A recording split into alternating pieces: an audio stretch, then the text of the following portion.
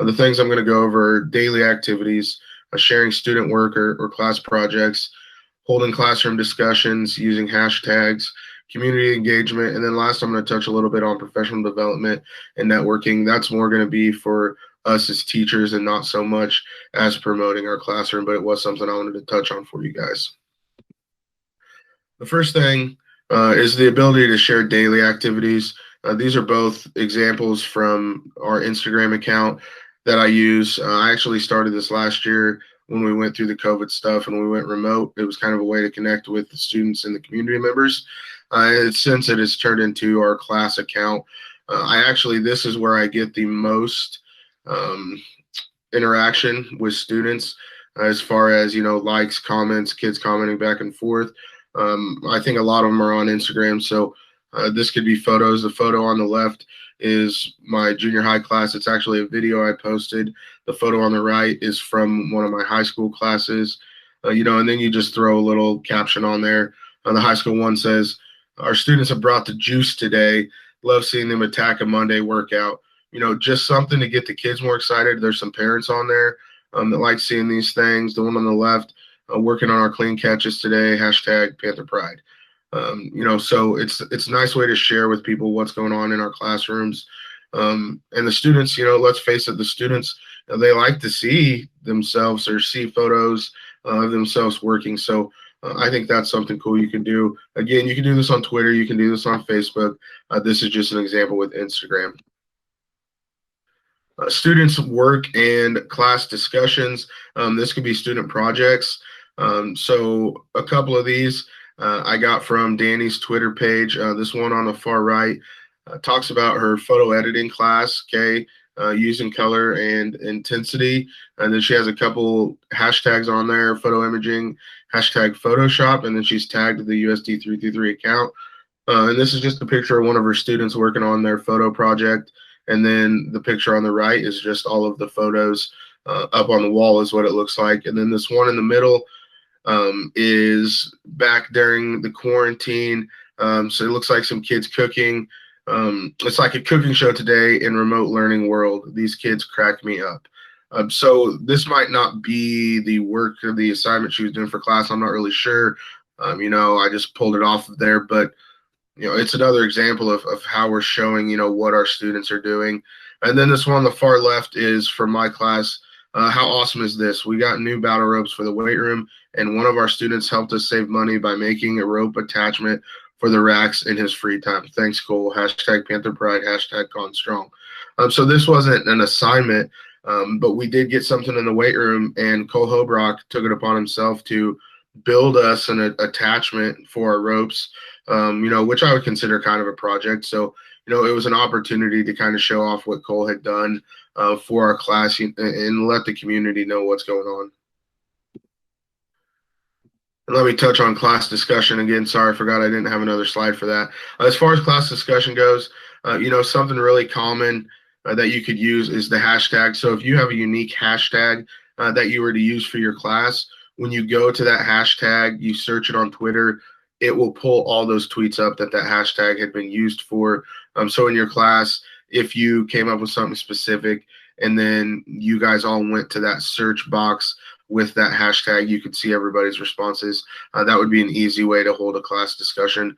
If you were to use Twitter, say if we were remote, or if there was something an assignment, if you wanted the students, if you're teaching a sports history type class or a history class, and maybe you want the students to watch the Olympics when they're on from home, and you're having use some specific hashtag to leave comments and talk about, the Olympics, or if there's a movie on that reflects or is paired up with maybe a book you read in class, you could tell the kids, okay, that movie's airing on TNT at 5 o'clock on Saturday. Your guys' weekend project is to watch that movie and then have a discussion, tweet along with hashtags as you watch that movie. So that's just another idea with class discussions and how you can use those on social media. You can use the hashtags now on Facebook and Instagram as well. Community engagement.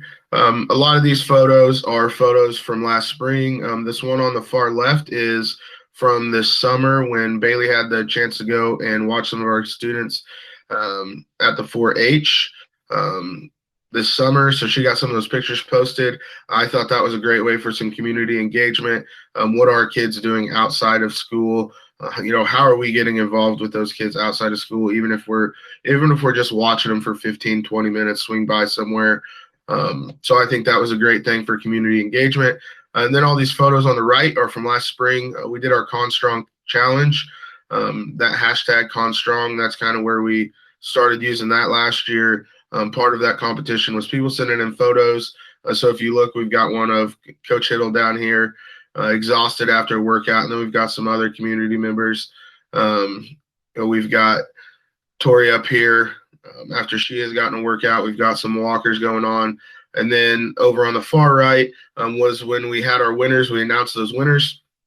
The 2020 hashtag Constrong Challenge winner is Melissa Cash. Congrats, Melissa. It was a great final stretch of competition between our top 3. Here are the results of the top 8. So there was another following tweet with some other stuff, but just another way to get people involved and engaged in the community. And then if you look down, I don't know if you guys can see it, but it says TweetDeck on there. This was actually a scheduled tweet. If anybody has any questions, email me and I can talk to you about TweetDeck. It is a platform that allows you to set up different things where you can schedule tweets. You can follow specific hashtags. There's a bunch of stuff that we could honestly probably do a full presentation on, so I didn't want to dive into that, but I did want to mention it briefly for you guys. This next one is more for clubs and activity sponsors, coaches. These are also things you could do in your classroom, but a great way to use Twitter, Instagram, Facebook, acknowledging students. If you do some sort of award in your classroom or in your club activity, it's a great way to post. This one on the left is just 3 of our award winners from football season. The one on the far right, we've got our all district guys, just another way to promote those guys, get that information out there. I think another great way is to kind of spotlight people. So, if you ever started like a student of the week in your classroom or a student of the month in your classroom, you could post that on Twitter. This bottom right picture is actually from last spring. Since we did not get to do senior night for our track athletes, I went ahead and posted a little bit about each one of them, and we did kind of a social media senior post for them. The one in the middle is a happy Thanksgiving. I think posting for holidays is always a great thing. Again, this would be more clubs and activities based, but you could do it from your classroom. A lot of these you can schedule. I schedule most of these. I use TweetDeck typically. Schedule those so they pop up. Set it when you have some free time. Schedule it to pop up, or you can do it on the day of, either or. This just says, we're thankful for everyone that's a part of our Panther football program. Enjoy your family, food, and football today. Hashtag Panther Pride, hashtag family, hashtag All Gone, which stands for all we got, all we need. Just another way to promote your program or your club or your activity. Lastly, I'm going to talk a little bit about professional development and networking. This is more for us, not necessarily for promotion, but how can we grow as educators and as professionals? Some of you might want to use this. It might be super helpful. Some of you might not, but I thought it was a great opportunity to let you guys know and maybe inform some people that might not be aware of it. If you look at the top, I've highlighted.